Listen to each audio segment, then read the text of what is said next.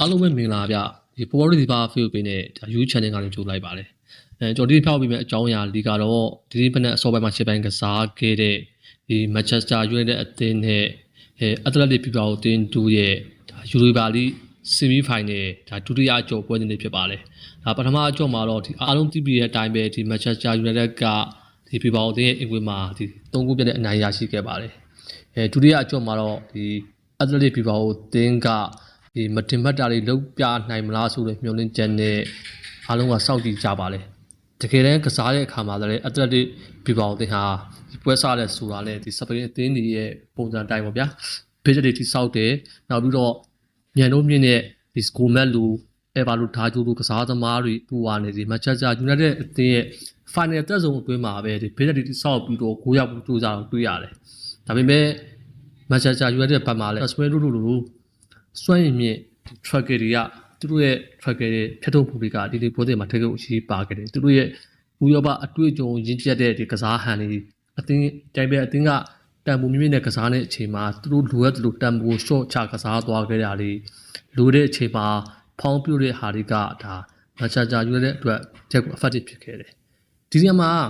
တွားတွေ့ရက Manchester United အသင်းကနေပြအမိုလင်ဟာ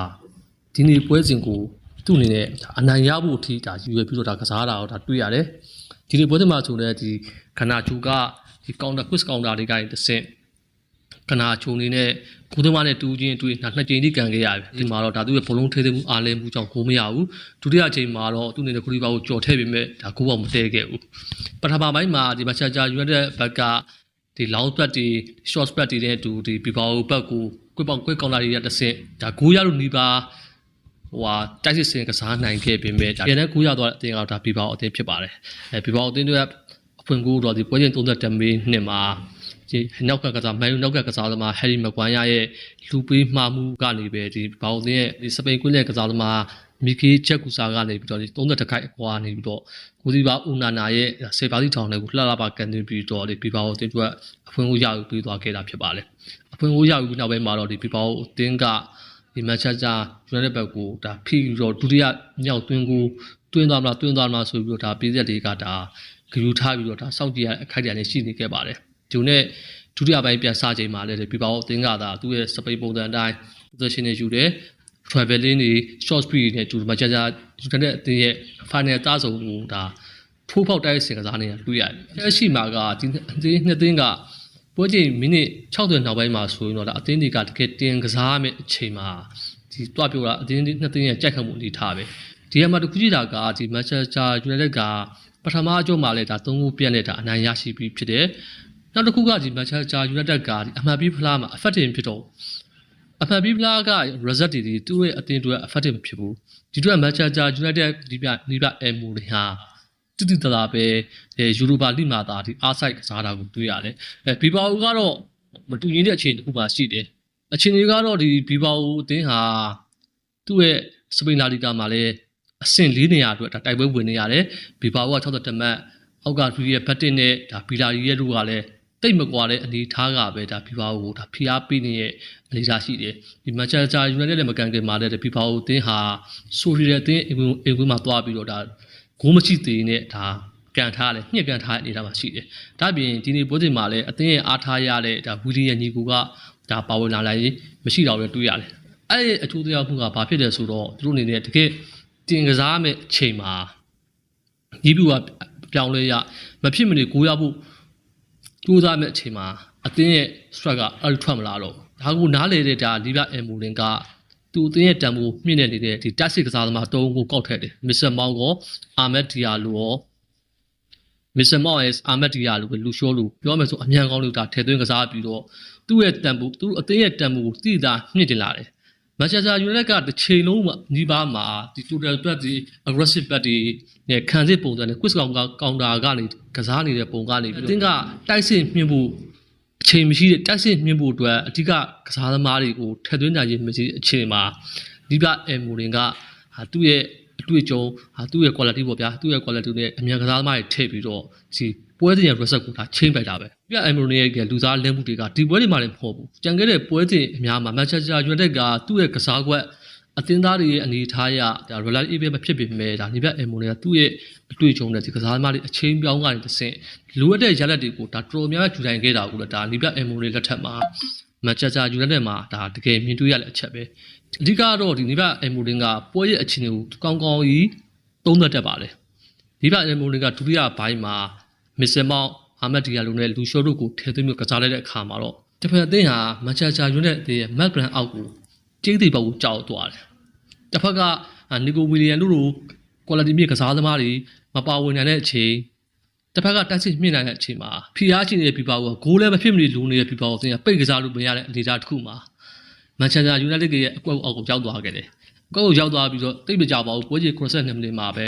နောက်ကသမားဂျူရိုရဲ့ပြပို့မှုကလေးမစ္စတာမောင်းကယခုရာသီမှာပေါ့နော်မန်ချက်စတာယူနိုက်တက်မှာသူ့ရဲ့အကောင်းဆုံးဂိုးလုံးပြောရမယ်အနေထားနဲ့တစ်ချက်ထိပြီးတော့ပဲဂူရီဘာဖာပို့ဆိုကန်ပြီးတော့ဒါမန်ချက်စတာယူနိုက်တက်ကတေကိုရယူသွားခဲ့တယ်တကူဖြစ်သွားတဲ့အချိန်မှာဒါပွဲကဒါပြီးဆုံးသွားခဲ့ပြီဘီဘာကိုတင်းရလည်းနားလဲပြီသူတို့အနေနဲ့ညှစ်ကန်နေမယ်ဆိုရင်ကစားသမားနာတာကလွဲလို့ဘာမှမဖြစ်ဘူးဆိုတဲ့အကြောင်းကိုအတွေ့အကြုံရင်းချက်တဲ့ဒီပြဘယ်ပါတီကနားလဲတယ်ဒီလိုနေနဲ့ပြပွဲချိန်89မိနစ်မှာဒီကတ်စပယ်လိုကနေပြီးတော့ဒါဘရူနိုဖာန်တက်ကဖရီကစ်ကိုအခုံးနဲ့တိုက်ပြီးတော့ဒါကိုသွင်းသွားပြီးတော့ဒါမန်ချက်စတာကျွမ်းတဲ့ဦးဆောင်ကိုသွင်းသွားခဲ့တယ်ဒါကဒါပွဲသိမ်းသွားတဲ့အခြေအနေဖြစ်ပြီးဆိုတော့ဒါအားလုံးကနားရတိုက်တယ်ဒီချိန်မှာဇက်တိုက်စုတူပဲဒီအာမက်တီယာလူကဆတ်ဗစ်ဂျင်းနေနေရလေးတစ်စင်ပေးဖို့မှုကလေတက်စင်မှုဝိုင်လိုင်းကိုတိုင်းဒါသွင်းသွားခဲ့တယ်မန်ချက်စတာယူနိုက်တက်မှာဂိုးမှုခေါင်းတဲ့ဝိုင်လိုင်းကဒီဖုံးမောင်းတဲ့ပွဲမှာတခုသွင်းတယ်ဒီပွဲမှာခုတကထပ်ရတယ်ဒါကတော့ဒါဘောလုံးနဲ့ဂိုးတဲ့နှစ်ခုပဲရှိတဲ့အနေထားမှာဒါသွင်းသွားတာပေါ့အမှန်ကဆိုရင်တော့ဒီသွင်းမှုမှာတကယ် effective ဖြစ်တာကအာမက်တီယာလို့ဒါဒုတိယမြောက်အရေးကြီးတာကယူရိုပဲသူခပဲအတွက်ရှာကစားမှာကြောင်ဝပြီးတော့ဝါလန်အနေနဲ့လွယ်ကူကိုဖိတ်သွင်းသွားခဲ့တာဖြစ်ပါတယ်ဒီနောက်နောက်ပိုင်းမှာတော့ဒီဘီဘာအသင်းရဲ့ကစားပုံကပုံမှန်အတိုင်းသာဖြစ်သွားခဲ့ပြီးတော့ပွဲချင်း90ပေါင်10မိနစ်မှာတော့ဒီဂူရီဘာရဲ့ရှင်းထုံးမှုမတည်တဲ့ရှင်းထုံးမှုကနေပြီးတော့မစ္စတာမောင်းကအဝေးကနေကန်သွင်းပြီးတော့ဒါမန်ချက်စတာယူနိုက်တက်အတွက်ဆရုထားမြောက်တင်းကိုဒါရောက်ပြီးသွားခဲ့တာဖြစ်ပါတယ်ခုနိုင်ပွဲကြောင့်ဒီမန်ချက်စတာယူနိုက်တက်ဟာတစ်ဖက်အသင်းကတော်တင်ဟော့စပါအသင်းနဲ့တူဒီယူရိုပါလိဘလူးပဲကစားပွဲရှိနေပါတယ်ကိုတင်ကပြောလို့ခဲ့တယ်လို့ပဲမန်ချက်စတာယူနိုက်တက်အသင်းတွေနဲ့အမှတ်ဖလီဖလားမှာ effective ဖြစ်ခဲ့ဦးဖီလူဝါဖြစ်ခဲ့ပေမဲ့စပါအသင်းကိုနိုင်ပြီးတော့ယူရိုပါလိမှာပို့ဆွဲတဲ့တပြိုင်နက်ချန်ပီယံလိဝင်မှုရမှာဖြစ်တယ်လို့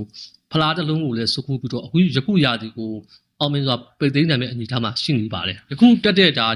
ယူရိုပါလိဘလူးပွဲဟာဒီမန်ချက်စတာယူနိုက်တက်အသင်းရဲ့တပ်ပိုင်းတစ်လျှောက်မှာ6ချိန်မြောက်ကစားတဲ့ဥရောပဘူတူပဲဖြစ်ပါတယ်။ဒါပြင်ဒီပြပေါက်စံအနားယူသွားခဲ့တဲ့ဒီ2013 2014ဘောလုံးရာသီနောက်ပိုင်းမှာဆိုရင်ဒါမန်ချက်စတာယူနိုက်တက်ဟာ3ချိန်မြောက်ကစားတဲ့ဥရောပဘူတူပဲဖြစ်ခဲ့ပါတယ်။ဒါပထမအချိန်ကတော့ဒီဟိုဆွေးမိုယိုလက်ထက်2016-2019မှာမန်ချက်စတာယူနိုက်တက်အသင်းဟာယူရိုပါလိဖလားကိုရယူခဲ့ပါတယ်။အလားတူပဲ2020-2021ဘောလုံးရာသီဒီပြဆူချာလက်ထက်မှာလည်းမန်ချက်စတာယူနိုက်တက်ကယူရိုပါဒီပဲဘလူးဘဲကိုတက်ရောက်ခဲ့ပြီးတော့ဒီပီတာကြီးရဲ့အသင်းကိုပနတီမှာအရေးနေပြီးတော့ဒုတိယလင်ယာကတင်တက်ခဲ့ပါတယ်။ယခုတက်တဲ့အချိန်ဟာဒါနိဗ္ဗာန်ပါကူစံနောက်ပိုင်းမန်ချက်စတာယူနိုက်တက်အသင်းနဲ့တတိယအကြိမ်မြောက်ဒါဘလူးဘဲကစားဝင်ရခဲ့တာပါ။နိဗ္ဗာန်အမိုရီလက်ထက်မှာတော့ဒီမန်ချက်စတာယူနိုက်တက်ကဒီယူရိုပါလိမှာတော့တကယ်ကောင်းတဲ့ပုံစံကိုပြသထားတယ်။လက်ရှိဥရောပအသင်းတွေထဲမှာရှုံးပွဲမရှိဘဲနဲ့ဘလူးဘဲကစားရမယ်ပထမဆုံးအသင်းဖြစ်ခဲ့တဲ့အပြင်မန်ချက်စတာယူနိုက်တက်အသင်းဟာလက်ရှိဘီဘာနဲ့ကစားပြီးတဲ့ပွဲစဉ်ကြီးယူရိုပါလိမှာ14ပွဲကစားမှာ9ပွဲနိုင်ပြီးတော့9ပွဲတည်ကြထားတယ်ဒီရလက်ကတကယ်ကိုအမှန်ခန့်ရလက်ပဲဒါ record တစ်ခုပါပဲအသင်းနဲ့ကစားမယ်ဒီတော်လင်ဟော့စပါအသင်းအတွက်ကလည်းဒီယူရိုပါလိချန်ပီယံဖလားကသူတို့တင်းတဲ့ဘူတို့အပေါ်ရေးကြီးအကြောင်းကတော့စပါအသင်းဟာဥရောပချန်ပီယံတစ်ခါမှမဖြစ်ခဲ့ဘူးလို့ဖြစ်ချင်တော့အာဆင်နယ်အသင်းကဒီနေ့ရာသီမှာစပါအသင်းကဒါဒီဥရောပဖလားကိုရသွားခဲ့မယ်ဆိုရင်တော့သူတို့ရဲ့မြောက်လန်နဲ့ဒါပြီးပြိုင်ဘက်အာဆင်နယ်အသင်းထက်လက်ရှိမှာဥရောပဖလားမရဘူးတဲ့အာဆင်နယ်အသင်းကိုအပေါ်ကြီးကနေကြည့်ပြီးတော့ဒါသူတို့အနေနဲ့လှောင်ပြောင်နိုင်မဲ့အခွင့်အရေးကိုလည်းဒါရရှိသွားမှာဖြစ်ပါတယ်အာဆင်နယ်ထက်ပို့ပြီးတော့ပါတဲ့ရလက်တစ်ခုကိုတပိုင်းမှတ်တမ်းတစ်ခုကိုလည်းတော်ရင်ဟော့စပါဘက်ကပို့ပြီးတော့ရေးထိုးသွားမဲ့အခြေအနေမှာရှိနေပါတယ်ဒီနေ့အသင်းဟာလာမဲ့ဗီလာ22ရက်နေ့မှာဒီဘီဘာအသင်းရဲ့အင်ကွေးမှာပဲသူတို့ရဲ့နောက်ဆုံးယူရိုပါလိရဲ့ နောက်ဆုံးဘူတူပွဲကိုဒါရှယ်ပီယံကစားကြမှာဖြစ်ပါတယ်ဥမြောက်ပေးတာကတော့ဒါဒီနေ့မနေ့အစောပိုင်းမှာကျင်းပပြီးခဲ့တဲ့ Manchester 4 Bilbao 1ဆိုတဲ့ပွဲပြီး result လေးပါအစိုးရနားထောင်ပေးကြလို့အားလုံးကိုကျေးဇူးပါဗျာ